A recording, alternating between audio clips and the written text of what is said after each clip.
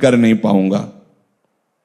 वो तो कोई अवतारी पुरुष होते हैं जो भजन आदि करते हैं, हम लोगों के तो और बस विषय सेवन, ये थोड़ा सा इनकी थोड़ा सा बुद्धि प्रकाशित है। वो इतना तो मानते हैं कि जो शास्त्र और संतजन कह रहे हैं सत्य है, पर मैं ये कर नहीं पाऊंगा, ये भी चौथे नंबर पे हैं। ऐसे लोगों का भी संग नहीं करना चाहिए। भाई मेरे से भजन होता नहीं है, हाँ ठीक है, भजन करना वो संत महात्माओं का काम है, हमारा काम नहीं है।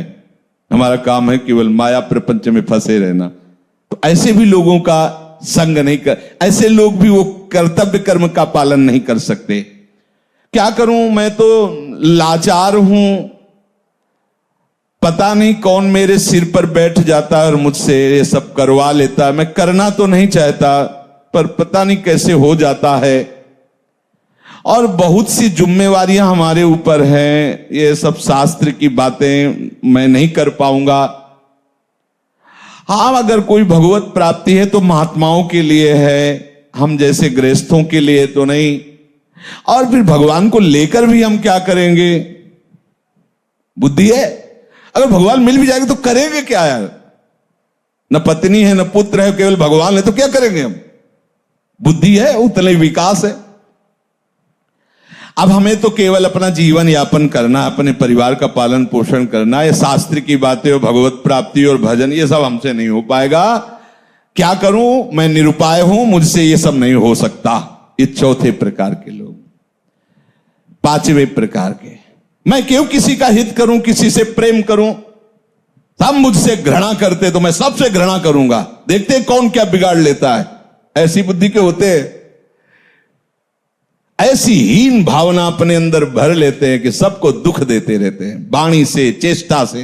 वो एकदम जल्द, सोचो कैसी स्थिति होगी। और ऐसे है, दर्शन होते हैं, हाँ ऐसे है। अगर होते तो लिखा कैसे जाता शास्त्रों में?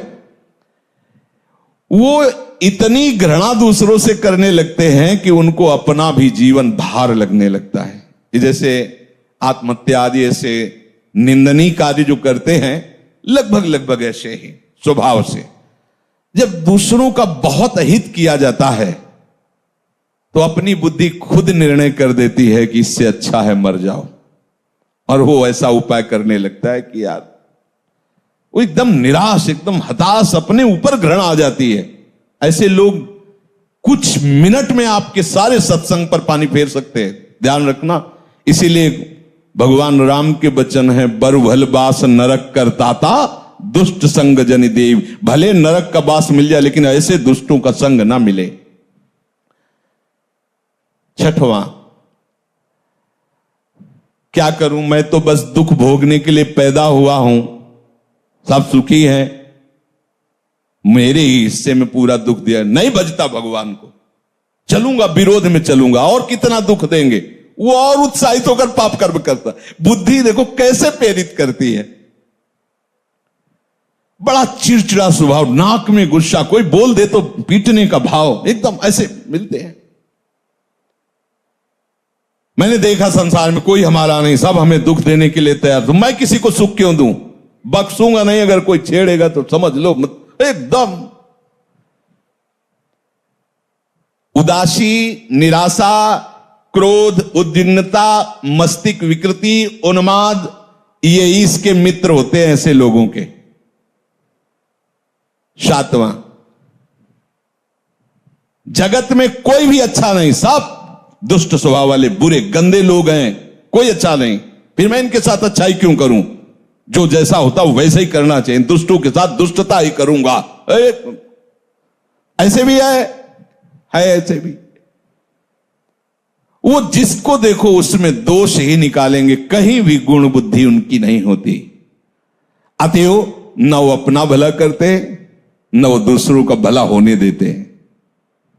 आठवां,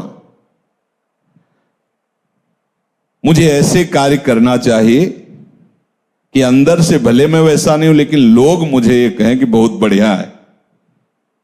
ऐसे ये थोड़ा सुधार की तरफ है। इतनी तो बात समझ में आ गई कि मुझे ऐसे कार्य करना चाहिए कि लोग कहें कि ये बढ़िया है। और घोर राक्षसी से तो थोड़ा मनुष्यता में आने, भले असलियत नहीं है, पर कम से कम यश प्राप्ति के लिए प्रगट में ऐसा हिंसात्मक कार्य, दूसरों को भयानक दुख देने वाला कार्य नहीं करेंगे। ये 8वें सूत्र में कहा कि लोग मुझे अच्छा समझें, भले मेरे में अच्छाई नहीं पर मुझे ऐसे दिखावा करना। भैया ऐसे ही हो तो भी चलेगा, कम से कम दिखावे के लिए ही सही। किसी की हिंसा न करे, किसी की चोरी न करे, किसी के व्यभिचार न करे। वो उनका असलियत भाव नहीं, पर वो दिखावे के लिए सारा नाटक करना चाहते हैं। 9 नंबर कहते हैं कि वैराग्य ले लो, राग मत करो, भजन करो जा करके। अगर मैं घर से निकल जाऊं तो सब चौपट हो जाएगा, मेरे द्वारा ही ये घर चलता है। ये भी उसी पंक्ति में है जिनका संग नहीं करना चाहिए।